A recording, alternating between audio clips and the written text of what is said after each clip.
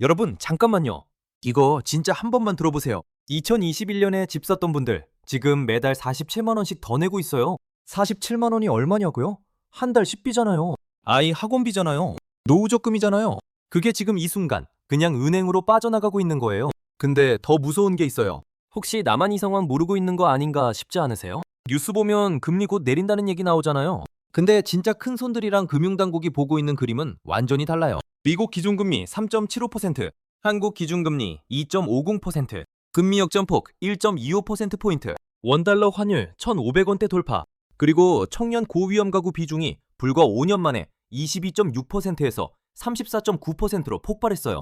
이게 얼마나 심각한 상황인지 지금 대출 있거나 뭔가 투자하고 있다면 진짜 알아야 해요. 그래서 오늘 한국은행 금융안정보고서, KDI 연구자료, 5대 은행 금리 데이터까지 싹 다 뒤져서 왜 이 상황이 위험한지, 연끌족 상환액이 실제로 얼마나 폭발했는지, 우리가 지금 당장 뭘 해야 하는지 전부 정리해왔어요. 자, 딱 집중해보세요.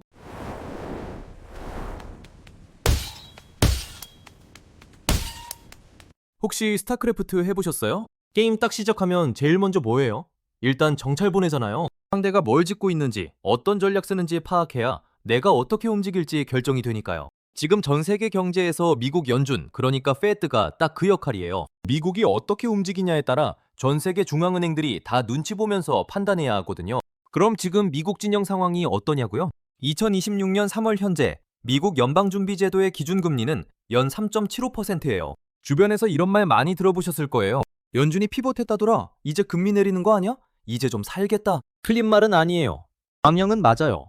피벗은 했고 금리를 내리기 시작한 것도 맞아요. 근데 문제는 속도거든요. 연준은 2025년 말부터 3.50에서 3.75% 사이에서 금리를 딱 붙잡고 있어요. 완만한 하향 안정화 전략이라고 부르는데 쉽게 말하면 빠르게는 절대 안 내리겠다는 거예요. 왜 그러냐고. 스타크래프트식으로 다시 생각해보세요. 게임 중반인데 내 경제가 지금 엄청 잘 돌아가고 있어요. 자원도 넘치고 유닛 생산도 막힘이 없고요. 이 상황에서 굳이 내가 먼저 나가서 싸울 이유가 있을까요? 없잖아요. 그냥 버티면서 더 유리한 타이밍 기다리는 거죠. 미국이 딱 지금 그 상태예요. 2026년 미국 GDP 성장률 전망이 2.4%예요. 이게 이전 전망치였던 2.3%에서 오히려 상향 조정된 거거든요. 경제가 더 잘 된다는 거예요. 물가, 그러니까 CPI는 2.7% 수준인데 연준 목표치가 2%잖아요. 아직 목표에 못 왔어요. 실업률도 4.4%로 고용시장은 여전히 탄탄하고요. 이 세 가지가 다 뭘 말하냐면 미국 경제가 생각보다 너무 잘 버티고 있다는 거예요. 연준 입장에서는 이렇게 생각하는 거죠. 경제도 잘 돌아가는데 굳이 금리를 빨리 내려서 물가를 다시 자극할 이유가 없잖아요. 자원 풍부한데 굳이 먼저 나가서 싸우지 않는 것, 그거랑 완전히 같은 논리예요. 여기서 숫자 하나만 더 짚고 가요. 미국 기준금리 역사적 평균이 얼마인지 아세요? 1971년부터 지금까지 평균이 5.40%예요. 1980년엔 무려 20%까지 올라갔었고 2007년 금융위기 때는 반대로 0.25%까지 떨어졌었어요. 그 긴 흐름에서 보면 지금 3.75%는 사실 중간쯤 되는 중금리 시대예요. 그런데 왜 이게 이렇게 높게 느껴지냐고요? 2010년대에 우리가 너무 오랫동안 초저금리에 절어 있었거든요. 그 시절이 사실 역사적으로 엄청 이례적인 시기였어요. 비정상이었던 거예요. 근데 우리는 그걸 당연한 것처럼 착각하면서 집 사고 대출 끌어모으고 투자했던 거죠. 지금 3.75%가 높다고 느끼는 이유가 바로 그 착각 때문이에요. 정리하면 딱 이 세 줄이에요. 미국 경제 지금 잘 굴러가고 있어요? 물가는 아직 목표치에 못 왔어요. 그러니까 금리 빠르게 내릴 이유가 없어요. 미국 진영은 지금 안정적으로 버티면서 천천히 움직이겠다는 전략인 거예요. 근데 있잖아요. 이게 왜 우리한테 문제가 되냐고요? 그 이야기 바로 2단계에서 이어갈게요. 자, 여기서부터가 진짜 핵심이에요. 스타크래프트에서 이런 상황 생각해보세요. 상대방이 자원도 많고 병력도 탄탄하게 쌓고 있어요. 근데 나는 앞마당 멀티가 막혀있고 자원이 딸리는 상황이에요. 공격하자니 병력이 부족하고 기다리자니 격차가 더 벌어지고요. 이러지도 저러지도 못하는 거죠. 지금 한국은행이 딱 그 상태예요. 한국 기준금리는 2.50%예요. 한국은행이 2024년 10월부터 금리를 내리기 시작해서 총 1%포인트를 낮췄는데 2025년 5월 이후로는 완전히 멈춰 있어요. 왜 더 못 내리냐고요? 이유가 두 가지예요. 첫 번째, 가계부채예요. 금리를 조금만 내려도 수도권 집값에 대한 기대 심리가 살아나면서 대출이 다시 폭발해버려요. 이게 한국은행이 가장 두려워하는 시나리오거든요. 조금만 방심하면 자원 빨대처럼 대출이 쭉쭉 빨려나가는 상황이 되는 거예요. 두 번째, 환율이에요. 지금 미국이 3.75%, 한국이 2.50%니까 금리 역전폭이 1.25%포인트예요. 이 차이가 커지면 외국인 자본이 금리가 더 높은 미국 쪽으로 빠져나가게 돼요. 실제로 원달러 환율이 이미 1,500원대를 돌파한 상태예요. 한국은행이 금리를 더 내리면 환율이 1,550원을 넘어 더 오를 수 있어요. 그러면 수입 물가가 오르고 그게 다시 우리 생활비를 직격하는 거예요. 이창용 한국은행 총재가 공개적으로 이런 말을 했어요. 한국은행이 정부로부터는 독립되어 있으나 연준으로부터는 독립되어 있지 않다. 이 한마디가 다 설명해 주는 거예요. 우리 통화 정책이 사실상 미국 연준의 눈치를 볼 수밖에 없는 구조라는 것이죠. 지지를 치고 싶어도 칠 수 없는 상황인 거예요. 판이 그렇게 짜여 있는 거거든요. 그리고 금리 역전이 계속되면 국내 기업들이 해외에서 자금 조달할 때 비용이 높아지고 환해지 비용도 올라가고 결국 이게 전부 우리 실물 경제의 부담으로 돌아와요. 정리하면 이거예요. 미국 기준금리 3.75%, 한국 기준금리 2.50%, 금리 역전폭 마이너스 1.25%포인트, 원달러 환율 1,500원대 돌파, 한국 2026년 성장률 전망 1.9에서 2.0%, 미국이 2.4% 성장할 때 한국은 1.9에서 2.0%밖에 못해요. 이 격차 그냥 숫자가 아니에요. 자원 싸움에서 이미 밀리고 있다는 신호예요. 자, 이제 진짜 우리 일상에 바로 와닿는 이야기예요. 2021년 기억하세요? 집값이 폭등하던 그 시절이요. 2%대 중반의 금리로 은행에서 돈을 빌릴 수 있었고 지금 안 사면 평생 못 산다는 공포 속에 20, 30대 청년들이 영혼까지 끌어모아 집을 샀어요. 그야말로 올인러시였던 거죠. 병력 전부 밀어넣고 돌격하는 것처럼요.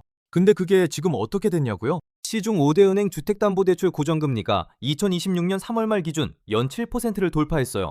2021년 3월엔 주담대 금리가 연 2.74%에서 4.37%였어요.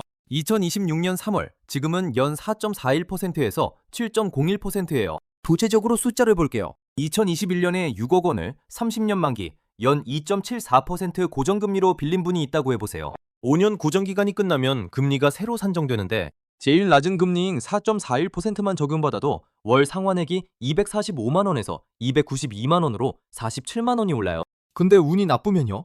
상단인 7.01%가 적용되면 상환액이 완전히 폭발하는 거예요. 이게 단순히 숫자 얘기가 아니거든요. 47만 원 아니면 100만 원이 한 달 식비고 아이 학원비고 노후 적금이잖아요. 그게 하루아침에 은행으로 빠져나가는 거예요. 올인러시를 했다가 캐리어가 터지는 순간인 거죠. 그리고 지금 금리 재선정 대상 대출 잔액이 투정치만 10조 원 이상이에요. 이게 한 명, 두 명 얘기가 아니라는 거예요. 주담대 연체율도 슬금슬금 오르고 있어요. 2026년 1월 기준 0.29%, 전월 대비 계속 상승 중이에요.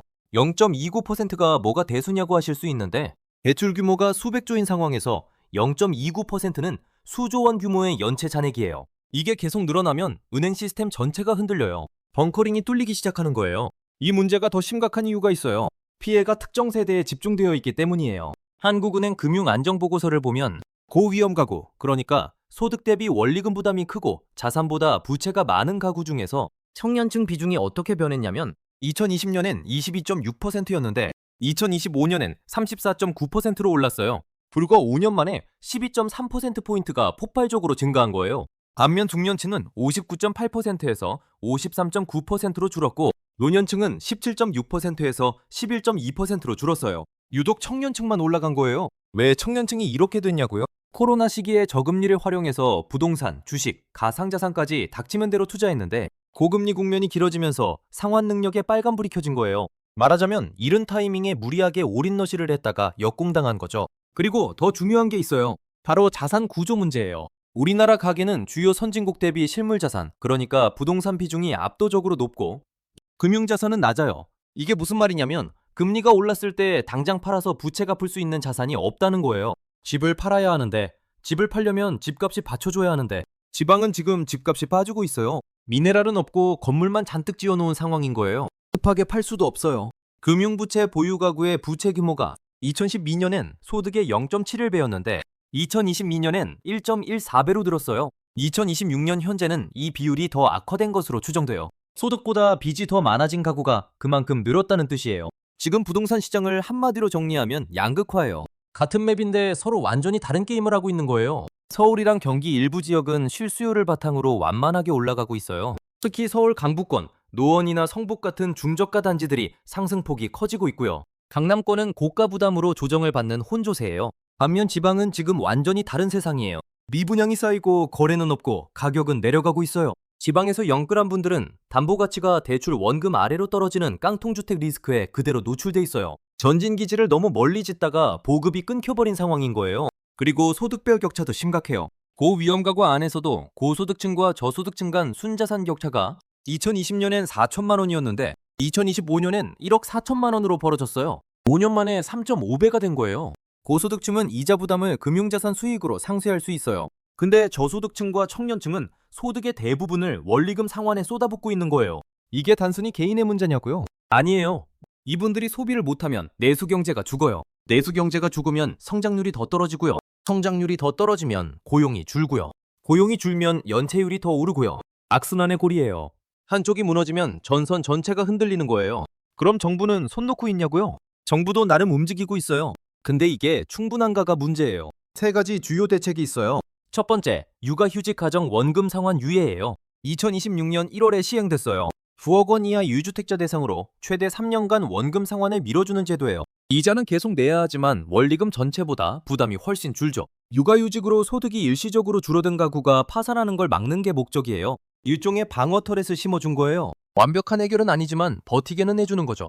두 번째, 청년주택 드림 대출이에요. 만 39세 이하 무주택 청년에게 연 2.2%에서 3.6%의 저금리로 분양가의 80%까지 대출해주는 정책이에요. 결혼이나 출산 시 추가 우대금리도 있어요. 저출생 문제랑 연계해서 설계된 복합정책이에요. 시중금리 7%랑 비교하면 거의 절반 수준이에요. 자격이 되면 무조건 알아보세요. 세 번째, 스트레스 DSR 3단계예요. 2025년 7월에 시행됐어요. DSR은 총 부채 원리금 상환 비율인데 쉽게 말하면 소득 대비 얼마나 빌릴 수 있냐를 계산하는 기준이에요. 스트레스 DSR은 여기서 한 발 더 나아가서 미래에 금리가 오를 가능성까지 반영해서 대출 한도를 잡는 거예요. 3단계가 시행되면 가산금리 적용 비율이 100%로 올라가요. 연봉 1억인분 기준으로 보면 규제 전엔 주담대 한도가 30년 만기 기준으로 약 6.58억 원이었는데 스트레스 DSR 3단계 시행 후엔 약 5.38억 원으로 줄어요. 한도가 1.2억 원이 줄어드는 거예요. 연봉 1억인분도 이 정도면 연봉이 낮은 분들은 타격이 더 크죠. 말하자면 새로 영끌하는 걸 구조적으로 막아버리는 거예요. 무리하게 병력 뽑는 걸 게임 시스템 자체가 제한하는 것처럼요. 이렇게 연체율 오르고 부실 가구 늘어나면 은행이 망하는 거 아니냐고요? 당연히 이 걱정을 하실 수 있어요. 지금 숫자로 보면 전체 원화대출 연체율이 2026년 1월 말 기준 0.56%예요. 전월 대비 0.06%포인트 올랐어요. 가계대출 연체율은 0.42%, 주담대 연체율은 0.29%예요. 연말에 부실 채권을 정리한 뒤 1월, 2월에 연체율이 오르는 건 매년 반복되는 계절적 현상이에요. 그래서 지금 수치가 갑자기 폭발한 건 아니에요. 국내 은행들은 잠재 부실에 대비해 대손 충당금 적립률을 160% 이상 유지하고 있어요. 한국은행 스트레스 테스트에서도 중동 지정학 리스크나 글로벌 금융시장 충격에도 국내 금융 시스템은 대체로 안정적으로 버틸 수 있다는 평가예요. 일단 본진 방어는 되고 있다는 거예요. 그럼 안심해도 되냐고요? 연체율이 지금은 낮아 보여도 이게 빠르게 올라갈 수 있는 임계점 근처에 있다는 게 문제예요. 금리 재산정이 본격화되는 2026년에서 2027년이 진짜 위기의 시험대예요. 터렛이 버티고 있긴 한데 물량이 밀려오기 시작하면 어떻게 될지 장담 못하는 거죠. 여기서 한 걸음 더 들어가 볼게요. 많은 분들이 투기 때문에 집값 오르고 빚 늘었다고 생각하시는데 KDI 연구에 따르면 이게 반은 맞고 반은 틀려요. 가계부채가 늘어나는 데는 인구 구조 변화라는 구조적인 요인이 있어요. 기대 수면이 늘어날수록 어떻게 되냐면 중고령층은 노후를 위해 금융자산을 쌓아두고 성장연층은 그 돈을 빌려서 주택을 사는 흐름이 생기거든요. 이 흐름이 자연스럽게 부채를 늘리는 거예요. 실제로 기대 수명이 1세 늘어날 때마다 GDP 대비 가계부채 비율이 약 4.6%포인트 증가한다는 분석이 있어요. 지난 20년간 가계부채 비율이 오른 것 중 상당 부분이 이 인구 요인 때문이에요. 게임맵 자체가 원래 그렇게 설계된 거예요. 자원이 한쪽으로 쏠리는 구조요. 그러니까 가계부채 문제는 금융 규제만으로 해결이 안 돼요. 생애주기 포트폴리오 설계, 노후 대비 시스템, 주거 사다리 구조 전체를 바꿔야 하는 문제예요. 규칙 자체를 바꾸지 않으면 결과가 달라지지 않는 거예요. 자, 이제 제일 중요한 부분이에요. 앞으로 뭘 봐야 하고 어떻게 대응해야 하냐고요? 4가지 포인트예요. 첫 번째, 연준의 금리 인하 속도가 관건이에요. 2026년 하반기부터 글로벌 금리가 점진적으로 하향 안정화될 거예요. 그게 되면 한국은행도 숨통이 트여서 추가 인하를 검토할 수 있어요. 근데 지금 금리 역전폭 1.25%포인트와 1,500원대를 이미 돌파한 환율이 추가 하락의 발목을 잡는 한 한국은행의 금리 인하는 느릴 수밖에 없어요. 상대가 먼저 병력을 빼야 나도 움직일 수 있는 상황인 거예요. 두 번째, 영끌 대출의 분수령이에요. 2026년에서 2027년 금리 재산정 물량이요. 10조 원 이상의 주담대가 금리 재산정 시점을 앞두고 있어요. 이 물량이 실제로 얼마나 연체로 전환되느냐가 부동산 시장과 금융 안정성의 핵심 변수예요. 여기서 연체율이 급등하면 은행들이 담보 매각에 나서게 되고 그게 수도권 집값에도 영향을 줄 수 있어요. 전진까지 전선이 밀려오는 시나리오예요. 세 번째, 스트레스 DSR 3단계 효과예요. 2025년 7월 이후로는 새로 연끌하는 게 구조적으로 훨씬 어려워졌어요. 연봉 1억짜리도 1.2억 덜 빌려요. 이건 향후 가계부채 증가 속도를 늦추는데 효과적이에요. 반, 이미 연끌하신 분들한테는 소 잃고 외양간 고치는 격이죠. 네 번째, 부동산 양극화 심화예요. 수도권 실수요 기반 상승은 당분간 이어질 수 있어요. 근데 지방은 반등 모멘텀이 없어요. 지방에 연끌하신 분들, 특히 깡통주택 리스크가 있는 분들은 지금 당장 본인 LTV를 다시 계산해 보셔야 해요. 자, 정리할게요. 지금 상황을 한 문장으로 요약하면 불안한 안정의 시기예요. 폭발적으로 터지진 않고 있지만 임계점에 와 있어요. 지금 당장 해야 할 것들 5가지예요. 첫 번째, 내 대출의 금리 재산정 시기를 확인하세요. 5년 구정이 언제 끝나는지, 변동금리 전환 시점이 언제인지요? 지금 당장 은행에 연락해서 물어보세요. 미리 알아야 대응이 가능해요. 두 번째, 육아휴직 중이거나 소득이 줄었다면 원금 상환 유예 제도를 활용하세요. 9억 이하 유주택자면 최대 3년 유예 가능해요. 이걸 모르고 그냥 버티다가 연체 찍히면 신용에 흠집 나요. 세 번째, 청년주택 드림 대출 자격이 되면 무조건 알아보세요. 만 39세 이하 무주택이면 연 2.2%에서 3.6%로 빌릴 수 있어요. 시중 7% 대비 절반 수준이에요. 네 번째, 지방에 부동산 있는 분은 LTV 점검하세요. 지금 집값이 빠지고 있다면 담보 가치가 대출 잔액 아래로 내려갔을 수도 있어요. 그 상태에서 금리까지 오르면 이중고예요. 다섯 번째, 새로 연끌할 생각은 접으세요. 스트레스 DSR 3단계 이후로 실질 대출한도 줄었고 금리 7% 시대에 레버리지 투자는 수익보다 이자 비용이 더 커요. 지금은 공격보다 수비가 답이에요. 2026년 고금리라는 긴 터널을 아직 완전히 빠져나오지 못했어요. 미국이 금리를 내리면 한국도 따라갈 거예요. 그건 맞아요. 근데 그게 얼마나 빠르게 올지가 문제고 그 사이에 연끌족들이 얼마나 버텨줄 수 있느냐가 이 나라 경제의 회복 속도를 결정해요. 가계부채라는 거대한 파도를 어떻게 넘느냐. 그게 앞으로 10년 대한민국 경제의 성패를 가릴 거예요. 오늘 영상 도움됐으면 구독이랑 좋아요, 알림 설정 부탁드려요. 진짜 힘이 돼요.